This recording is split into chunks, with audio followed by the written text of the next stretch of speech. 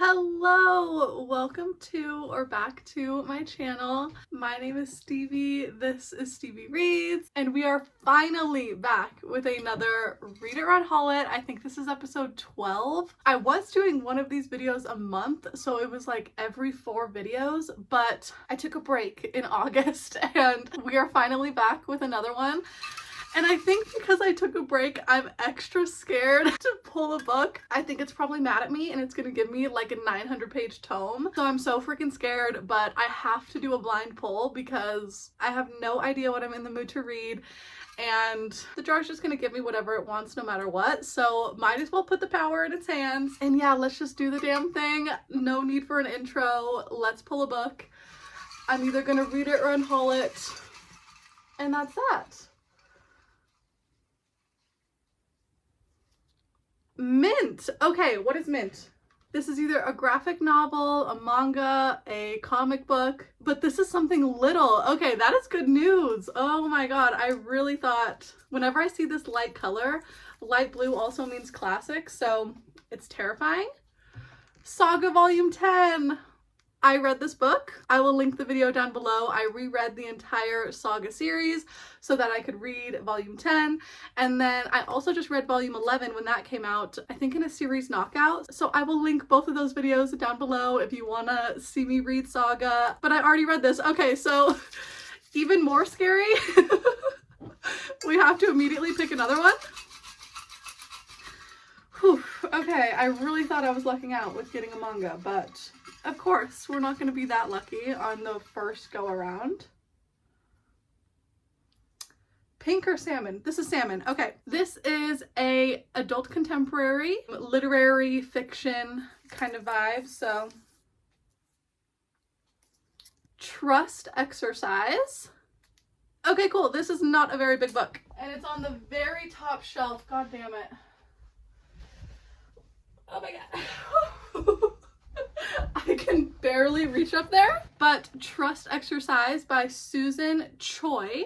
I hauled this so long ago. This is probably one of the books that I've owned the longest on my lit fic shelf, at least. It's a National Book Award winner, so that's a good sign. And I hauled this for some reason, like somebody must have been talking about this on BookTube like 4 years ago or something, but it's been too long so I can't remember who. But the salmon color almost matches perfectly with the actual book covers, and also just like the little flap, like I love the chair.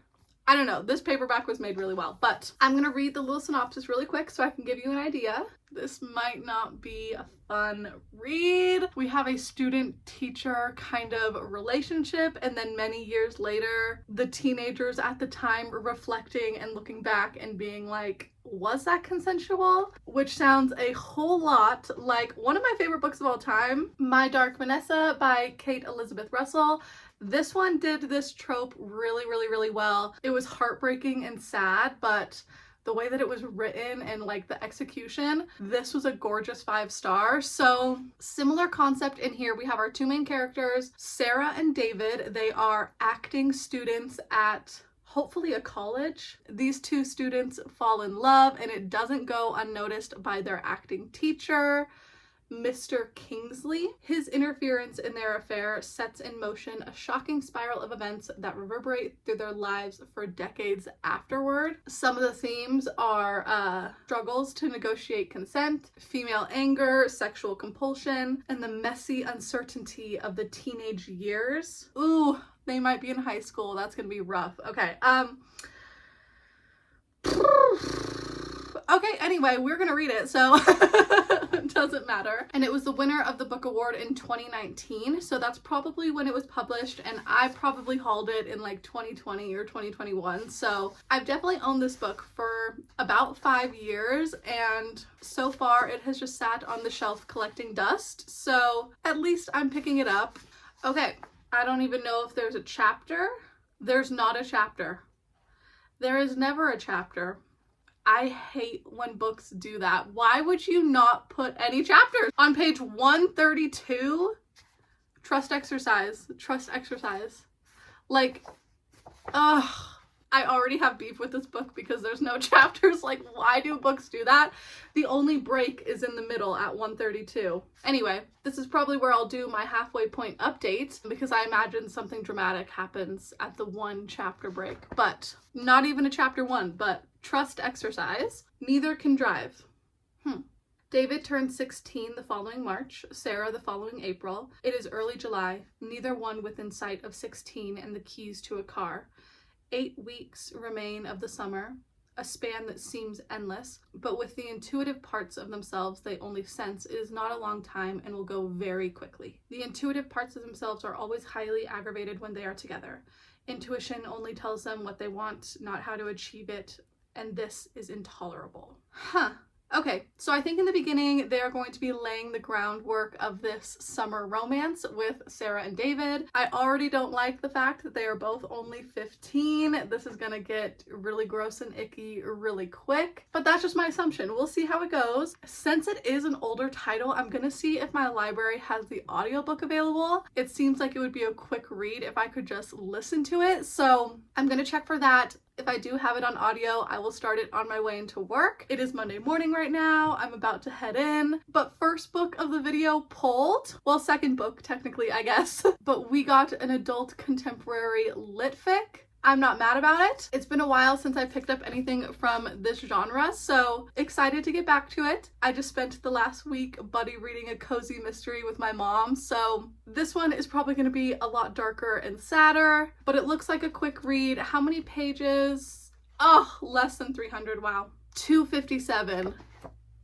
Gorgeous, stunning, amazing. I'm gonna get this going. Hopefully I can be halfway by like tomorrow morning. Fingers crossed, we will see. But I'm gonna start Trust Exercise. Okay, next day. Sorry it is so much darker, but it is 61 degrees today and it is like very gloomy. I think it's gonna rain. I get to wear a long sleeve shirt. We're getting into the colder weather finally, but it's like the same time as yesterday. So anyway, the audiobook was immediately available to download for this, so I listened to half of it, got up to like part 2 of the book, and very happy to report that this teacher is not like the one in My Dark Vanessa. Thank God. Mr. Kingsley, he is a married man and he's married to another man. So he's gay and he's not a sexual predator, but he is like a drama predator, if that makes sense. He's so invested in this teenage relationship because he wants to bring that emotion to the stage. And oh my God, is this a book for theater kids? Like, kind of reminds me of another book I read recently. I didn't even have to get up for that. Love it. Temper by Lane Fargo, but this was a thriller, so I enjoyed it a lot more because it was pretentious and dramatic like a lot of theater kid books would be, but it was also a thriller, so like it was scary and it kept me engaged. Whereas with Trust Exercise, it just feels pretentious, period. Like, there's no underlying mystery. I really don't even know the plot, like, and I think the writing is really good. Like, there's been a couple of quotes while I was listening that I really like paused the audiobook and sat and thought about what it said. But these characters feel very one-dimensional. It is in third person, so we're not in any one perspective, but I don't know if I'm missing something and I just don't understand. Like, it might just be too pretentious and highbrow for me. But the first half was set in their teenage years when they are in high school, and I believe that now we are jumping into when they are adults. And I really sat and debated this morning on if I even want to continue. Like, I have the audiobook. I know that I could listen to the rest of it today and finish it today, but I'm like, do I want to? That's a big question. And I think no, like, I don't think I care. Even if I did finish it, it feels like one that I would give 3 stars and get rid of anyway. So sorry if this is like your favorite book ever. And I know so many people are gonna be like, just keep reading, because like, what if you love it in the second half? But it's not holding my interest. I really wanted to care about these characters in this story, but kind of just feeling very meh. So okay, it's been decided. I'm gonna DNF. But it's fun for us because we get to pull another book. Still no idea what I'm feeling, but we'll just do another blind pull, hopefully get a better read. Pink? Oh, 2 pink. We'll drop that one, do this one. Pink is a romance or a romantasy, hopefully one that I haven't read yet. Promises and Pomegranates. by Sav R. Miller, and it's the Monsters and Muses book 1. I bought this not too long ago, I think this year. Oh my god, I have a signed copy. I had no idea. This is a Hades and Persephone retelling, but it's not a romantasy. It's just a regular contemporary romance, but like loosely Hades and Persephone retelling. So maybe I should have looked into it more before I bought it, but honestly, this cover just gave me romantasy vibes. And then once I hauled it and I, was looking up where to put it on my actual shelves, because I have a contemporary romance shelf and a romantasy shelf, I was like, oh my god, I have to put it on the contemporary. But yes, this is the first book in a series, and there's quite a bit of books in this series. Oh, and this one includes a novella. Interesting. Is that like at the end? Yeah. Okay, so actually the book is only this long, because then there's a novella at the end called Sweet Sin, which is how many pages? There's like a letter to you as the reader, and it's like, I know what you're probably thinking. Why in God's name didn't she put this in the front of the book or just merge it with the entirety of Promises and Pomegranates? The answer, my friend, is pretty simple. It didn't fucking fit. I swear to you, I tried. I lamented for months over how to push these two sort of separate narratives together in a way that made sense and could only come up short. Sweet Sin was written independently of Promises and Pomegranates, despite it involving the same characters and an overall plot. Okay, well, I have no idea if I will read this novella. It's less than 100 pages, but yeah, we'll see if I get to it. I don't know. But the actual book is 356 pages.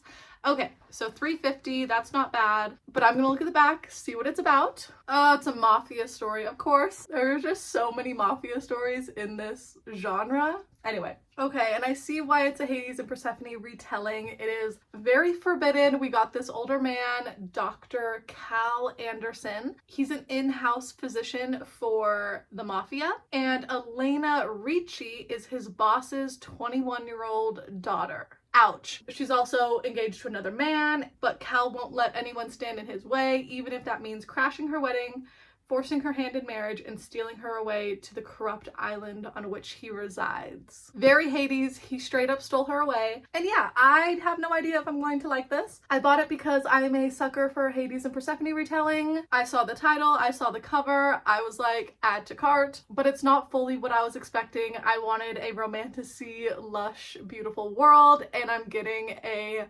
mafia doctor and his boss's daughter, so interesting. I have no idea if it's dual POV or if we're just going to be in Elena's head, but let's read the first line. It's dedicated to her 13-year-old self. Your obsession with Greek mythology, bad guys, and romance novels will eventually bring you here. I'm proud of you. Aww. And for those of you who prefer the violent, broody villains, may you find your Callum Anderson. I also love Greek mythology, bad guys, and romance novels, so love this for me. Oh, Sweet Sin is a prequel. Okay. While Promises and Pomegranates is a standalone, reading the prequel may enhance your reading experience. You can find Sweet Sin at the end of the book. So I had to decide, like, do I want to start with Sweet Sin or just go right into Promises and Pomegranates? I mean, it's only less than 100 pages, but I kind of just want to dive into the actual book. Fuck it, we ball. Okay. It is dual POV. Prologue, we are in Cal's head. As a child, I got used to silence. Footnote. I rewrote the start of this book many, many times, but this line was the one thing I never changed. This book also has footnotes. Interesting. Okay. Doesn't look like a whole lot of footnotes, but there are definitely some throughout the book. Okay, cool. As a child, I got used to silence. The kind found in sleepy hospital rooms, hidden between the dull, intermittent beeping of an electric monitor and the steady drip of an IV bag. With each interruption, nurses entering to draw blood or a family member coming to offer false moral support, my body craved the void. I fell in love with the innate stillness of it, the calm it provides, the secrets you can wedge into its depths. Very, very interesting. And looks like we're in Cal's head for the first couple of chapters. Okay, fingers crossed that this is amazing, but 350 something pages. Maybe I can update around like the 170 something. 178. That's about halfway through the actual book, chapter 22. Cool. Hopefully I can get this started tonight. I know I want to do some editing, so I'll probably be back in a couple of days, but Sorry to Trust Exercise. This is going to go in the unhaul closet, and I will get started on Promises and Pomegranates. Okay, I'm in my car on my lunch break, and I just read the prologue. It was literally like 2 pages, but you jump into the story after they've hooked up one time. Like, he took her virginity and now he's like, I'm gonna go back to claim her or whatever. But it was like, for more context, read Sweet Sin. So like, we missed the whole first interaction and first sex scene and first like everything because you don't read the novella. And I'm like, well, I want to see where everything started, so I'm gonna do it and read the novella. I mean, it's less than 100 pages, so I'm actually gonna start with the prequel. Didn't think I was going to, but if I'm gonna read about this relationship, I need to see everything. Same day, once again, I'm home from work. Jordan is cooking dinner right now. It smells delicious and I'm about to eat, but I just finished Sweet Sin, the little prequel novella, and I am happy I read it because a lot happened. Like, as far as the beginning of their relationship, without that, I wouldn't understand like the obsession and everything. But if I'm rating just the novella itself, maybe like a 3.5. Like, it wasn't amazing, but it was quick, it was easy, and it did hook me enough that I'm really excited to continue. So when I was on my lunch break, I started and I read the prologue, which just really made me want to read the prequel. So read the prologue, and Chapter 1, we are in Cal's POV once again. First 3 sentences are slurp, slurp, slurp.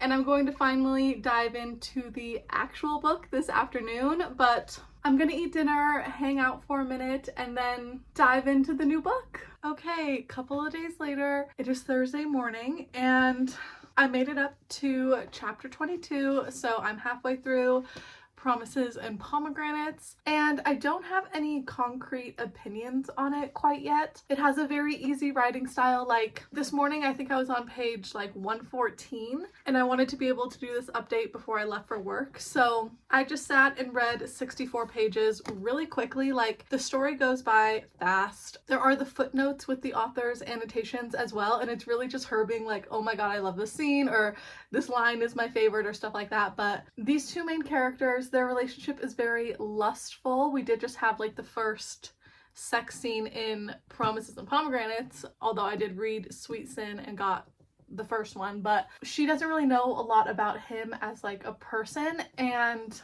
when we're in his head, he's trying to like figure out a bunch of mob boss shit all the time. So I feel like they don't really know each other all that well. They've just lusted for a lot of years and are finally giving in. Like, they did get married. What happened to her ex-fiance was kind of crazy. And yeah, like, it's okay. I definitely would have preferred it to be a romantasy, but it's fine. I think just with this trope, I like it when it is like actually the king of the underworld or something, but this guy's just like a mafia doctor, and there's not really a lot of him being a doctor either.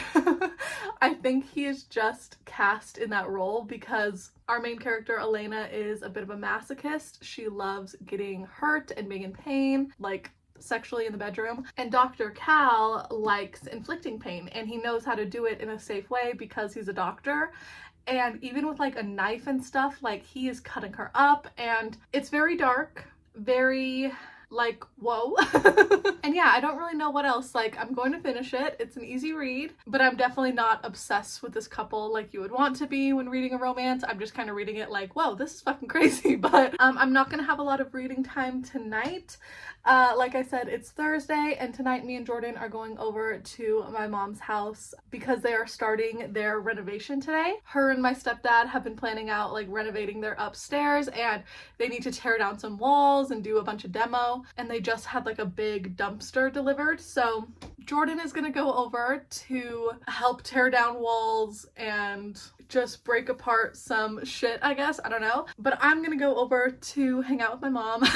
We do need to do the outro for the video I posted last week, which is like our buddy read. So I actually need to grab that before I forget. Then I need to take this to her house later too. But yeah, we're going over to my mom's tonight. I don't know how long we're gonna be there, but I imagine it's gonna take some hours, and I'll just be hanging out with her. So I'm gonna bring this book. I'll probably also bring this one in case I do have some time to read. But yeah, anyway, freaking Thursday, so off to work I go.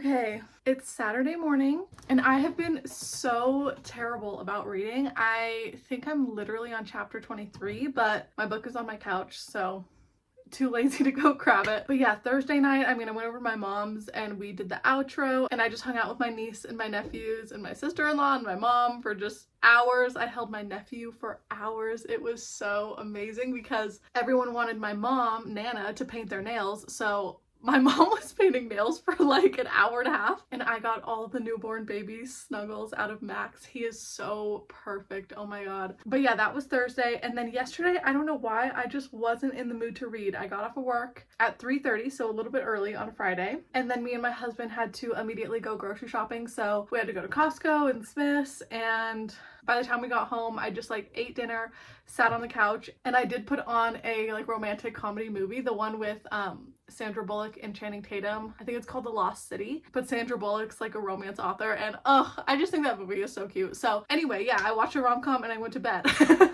But it's Saturday morning and this is a 3-day weekend because Monday is Labor Day, so I'm just so incredibly happy that we get an extra day. But today I just got dressed and put on a little workout fit because I'm gonna meet up with my sister and our friend to go hiking this morning, and we're doing a more difficult hike than we've been doing really all summer. So I'm a little bit nervous, but I am very happy that it's not like 95 degrees like it's been the last 10 times we went hiking. Like, it's finally getting colder. It is almost September and I think it's gonna be like 82 degrees today. So either way, even if I have to go slow and steady, it's not going to be scorching. And I did buy this recently that like holds your water bottle and your phone, so this will be so nice to have to wear instead of holding it. But yeah, I just got dressed. I'm like, need to pack up all my shit, and I think I do have an hour until I leave, so if I can convince myself to read my book, like, I don't know why I'm having such a hard time because I was enjoying it on Wednesday, but now it's Saturday and I'm like, I don't remember what reading is. Like, what the fuck? This doesn't happen to me often, but I'm like, bitch, pick up your book, and I just can't.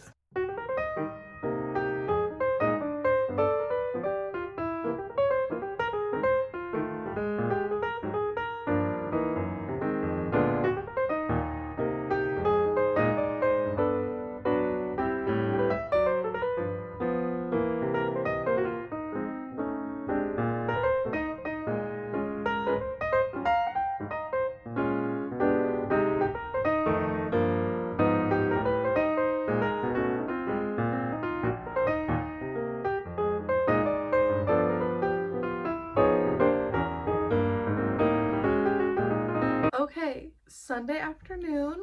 I think it's barely just noon right now, but I read a little bit yesterday. I think probably like 5 more chapters, and then today I had like 110 pages left, and I just knocked out the rest and finished Promises and Pomegranates. And I think I'm going to do a 3.5, but probably rate it a 3 on Goodreads because it was okay, like quick read, and it wasn't my least favorite Hades and Persephone retelling of all time, but it also definitely wasn't my favorite. Like, there were some flaws that I didn't love that if I got into like the third act breakup and everything, it would be spoilery. But yeah, I don't have a whole lot of an opinion on it because I wasn't obsessed with this couple. Like, I'll probably keep it because I like the cover, honestly, and I did highlight quotes along the way, but I'm not going to continue in the series. 3.5. And it's time to pick our third and final book, and I'm so scared. I want to do another blind pull, but if I do get another pink, I am not in the mood to read another romance back to back. So if I pick a pink, then without opening it, I'll choose another book, and whatever the second one is, I'll have to do. But yeah, I'm just going to shake it up and pick the third book. Oh, I'm hoping for something small because tomorrow's Monday and I was hoping to finish this video on Monday, but purple. Okay, purple is adult fantasy, which means it's not going to be very small, more than likely. This is so scary. Okay, it's fine. It's fine, it's fine. It's gonna be something easy, something small. Under the Whispering Door. This one actually does not look too intimidating, thank God. This was probably the best I could have gotten. Under the Whispering Door by TJ Klune. I picked this up because I read The House in the Cerulean Sea by the same author. Gave this book a 5-star, absolutely was obsessed and loved it. And I haven't heard the same praise for Under the Whispering Door, but I wanted to give it a chance because of how much I loved The House in the Cerulean Sea. These titles are so hard to say like over and over again, but I honestly don't know a whole lot about the actual book. Surprise, surprise. I feel like that's most books on my TBR, but anyway. Welcome to Sharon's Crossing. The tea is hot, the scones are fresh, and the dead are just passing through. When a reaper comes to collect Wallace from his own funeral, Wallace begins to suspect he might be dead. And when Hugo, the owner of a peculiar tea shop, promises to help him cross over, Wallace decides he's definitely dead. And it looks like our main character Wallace spent his life at the office, so he has 7 days in this book where he is passing into death, and he's trying to fit a lifetime of living in 7 days. He had a life spent at the office and he wants a death spent building a home. Okay, interesting. Looks like this came out in September 2021, so I've owned it for 4 years now. Actually crazy, like how time flies. I feel like I hauled this maybe 2 years ago. No, it's fully been 4. And the author's note says that this talks a lot about loss and grief, and obviously death, quiet, unexpected, and also death by suicide. So chapter 1, Patricia was crying. That's the only first line. Patricia was crying. Wallace Price hated it when people cried. Little tears, big tears, full on body racking sobs, it didn't matter. Tears were pointless, and she was only delaying the inevitable. Okay, let's see how long. 373. Okay, that's okay. At least it is not one of the huge tomes that I have. Honestly, every time I pull a dark purple, I'm absolutely terrified that it's going to be The Way of Kings. So this is not too bad. I can work with this. And I think also after 2 contemporaries, I was feeling the fantasy mood. So this is exciting. I hope I really love it. I was obsessed with this one, so fingers crossed. But I am going to get this started today. The only plans we have are tonight we're going to dinner at my mother-in-law's house, another birthday dinner for me, even though we are already almost in September. But it's just been really busy and chaotic, and we're finally getting together tonight. So yeah, it's like barely even noon right now. I have a lot of time to read before that, and if I really push, I can maybe finish it by tomorrow, but we'll see. If I don't finish it by Monday, it's fine. I'm gonna get it started today, and I really want to end on like a winner for this video. But either way, I'll let you know when I'm halfway what we're thinking about the story.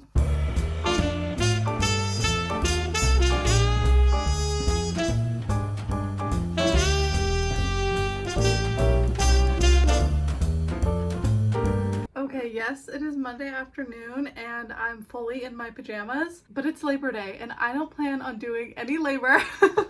I'm just gonna read all day, which is what I've been doing all morning. I think it's almost noon right now, and I'm halfway through Under the Whispering Door, and I was only able to do that because I have the audiobook on Spotify, so I've been listening to it, and so far I'm enjoying it. It is very cozy fantasy, which I recently discovered might not be my favorite genre because there's no stakes in anything. Like, it's very low on the plot, but that doesn't really feel like the case with this one because we have our main character Wallace. He's like the grumpy man who died without ever really living, and he is in this tea shop, which is kind of the space between life and death for when people pass. He's technically a ghost, but there's a door at the top level of this tea shop where if you open it, you move into whatever's next, whether that's heaven, hell, whatever you believe in. They just kind of call it finding your peace. But once you've accepted that you are dead and you are ready to move on from the world, you go through the door and you move on. But the people who are in this coffee shop, the Reaper who came to grab him, her name is May. She is a Chinese American and I love May's character. She's still alive, but she's kind of like a medium. She can see and talk to the dead. So she was hired on as a Reaper to bring lost souls to this tea shop. And then we have Hugo. He is like the owner. Well, I don't know if he's the owner because there's somebody called the manager above him who we haven't met yet, but everyone's really scared of the manager. But yeah, anyway, like it's very found family and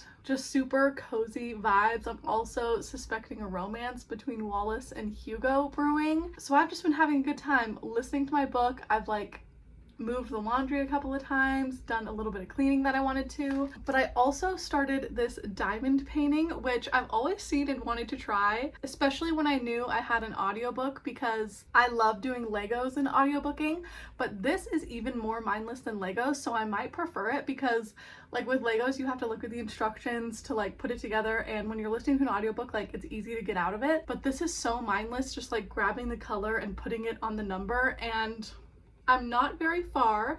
The instructions said to work left to right if you're right-handed, because this whole thing is like sticky paper. So you just remove a little bit of it at a time and then stick it on, but you want to keep as much of it covered so you're not just like putting your hand in the sticky. But yeah, it is so much fun so far. I don't know if I'm gonna keep it afterwards. Like, I think I'm just liking it for the activity, but don't know if the picture is really the aesthetic that I got going on. But I do have so many nieces, so if I finish this and I just want to give it away, I'll just give it to one of them. But it's very fun and it feels so cool. Like the little portion that I've done so far, it just feels nice on the hand. But anyway, I'm thriving on my Monday off.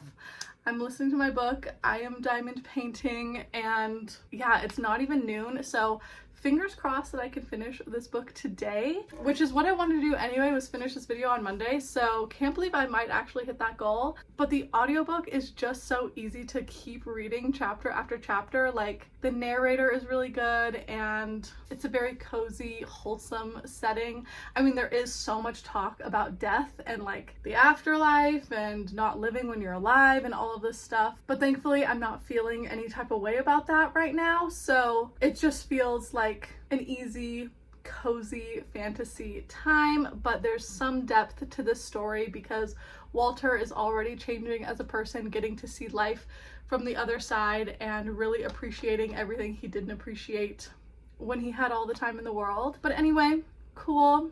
I'm going to keep reading, keep diamond painting. I also don't know if I'm going to finish this today, but if not, I know I'm going to be listening to audiobooks next week. So either way, good morning. It's the next day, Tuesday morning, sadly, so have to go back to work. But I did end up finishing both my book and the diamond painting yesterday. So most important thing, I can't believe this only took me a day, but literally I spent probably like 8 hours listening to my audiobook and locking in on this painting. And I think it looks so cool. It feels so cool to just like have all the little baubles. And yeah, I don't think I'm gonna hang it up anywhere. I don't feel the need to like display it, but I definitely will give it to one of my nieces and they will probably love it in their bedroom. But yes, finish my diamond painting while also finishing Under the Whispering Door, and I'm so sad that I didn't end off on a winner. I finished the whole book, I read the whole thing, and I really, really wanted to swoon for this romance and sob for this found family and everything. Like, I've seen so many reviews of people being like, tears are running down my face and I'm broken, because I do feel like the story has a lot of really deep topics, but I feel like it just skims the surface of them and it doesn't really go that deep. The only character I really, really liked was May, but at the end of the day, she is just a side character, and this main man, Wallace, was driving me up the wall. Just his redemption story, like, I don't feel like he did a lot to redeem himself, and he was an asshole when he was alive. But more than all of that, I really, really dislike the ending, which if I told you what it was would spoil the entire book. But let's just say that the entire story, everyone is trying to come to grips with one thing, like death is inevitable and Wallace dies very suddenly. But then at the very end, the story shifts and it feels like it backtracks on everything it was saying the whole time. It's just like happily ever after. So I didn't outright hate this book, so I don't think I can give it a 2, but it does feel just like the most basic 3-star. I'm going to unhaul it because I would never reread, and thankfully I have the audiobook. I listened to it in 2 days, well, mostly just yesterday. So it was a really quick story, and I think if I read it physically and it took me days, I would like it a lot less, but it was fine. It was 3-star. I'm not mad at it, but I would never reread, and if I did want to reread a cozy fantasy like this, I would just reread The House of the Cerulean Sea, because That was a 5-star that I loved. So to wrap up this whole video, there wasn't any standout winner, which just sucks. But that's not the point of these videos anyway. I knocked 3 books off of my TBR this week. I got halfway through Trust Exercise. This was just not for me, so good to know, and now I can donate and somebody else who might love it can pick it up for very cheap. Promises and Pomegranates. This was kind of a 2-in-1 because I also read Sweet Sin, but both of them were 3.5, and I'm going to keep this because this is one of my favorite tropes and I did highlight along the way, so I know there were some really good quotes, but just wasn't as obsessed with this couple as I would have wanted to be. Like, I really need to be swooning, giggling, kicking my feet to give a romance any more than like a 3. If I'm not obsessed with the couple, you're just stuck in the 3-star purgatory, but definitely wasn't bad, and it's the only one that is going to stay. And then we just barely talked about it, but yeah, definitely unhauling Under the Whispering Door. A lot of conversations on grief, but with these topics, I feel like we really could have gone into it. And I know it's a cozy fantasy, so it tried to stay upbeat and positive, but it made it feel just very surface level, and the ending pissed me right the fuck off. So anyway, this was my week, and if you made it all the way to the end, thank you so much for watching. It seriously means the world. All my socials are linked down below like always, and I will see you next week for another video very soon. Bye!